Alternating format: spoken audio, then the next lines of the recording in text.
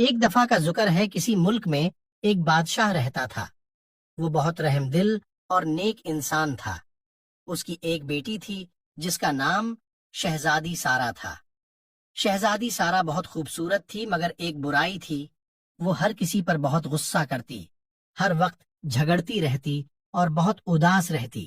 بادشاہ نے اسے بہت سمجھایا، مگر وہ نہ سمجھتی۔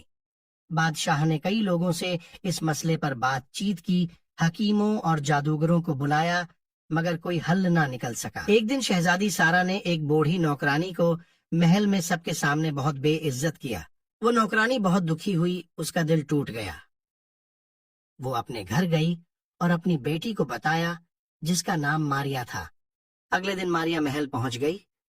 اس نے بادشاہ سے کہا کہ وہ شہزادی کو ٹھیک کر سکتی ہے۔ بادشاہ کے پاس اور کوئی چارہ نہ تھا، اس نے اجازت دے دی۔ ماریا نے شہزادی سارا سے بات کی اور آہستہ آہستہ اسے اپنی دوست بنا لیا۔ وہ شہزادی سارا کو اپنی ہر بات بتاتی، جس سے شہزادی سارا کا اعتماد بڑھتا اور وہ بھی اپنے راز ماریا کو بتانے لگی۔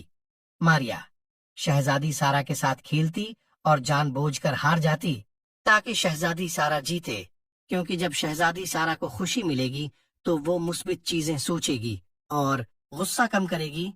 آہستہ آہستہ شہزادی سارا نرم مزاج اور رحمدل ہو گئی۔ بادشاہ اس کا بدلتا ہوا رویہ دیکھ کر حیران تھا۔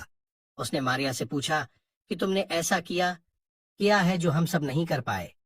ماریا نے جواب دیا، بادشاہ سلامت، شہزادی سارا لوگوں پر غصہ کرتی، ان کا دل توڑتی، جس کی وجہ سے ان کا اپنا دل بھی دکھی ہو جاتا تھا۔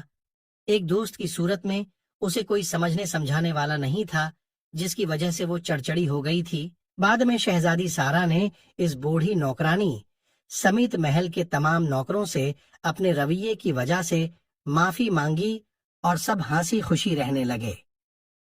اس کہانی سے ہمیں یہ سبق ملتا ہے کہ دوسروں کا دل دکھانے والا انسان خود کبھی سکون سے نہیں رہ سکتا، اور یہ کہ ہر انسان کی زندگی میں ایک ایسا دوست ہونا چاہیے جو اسے سمجھ سکے۔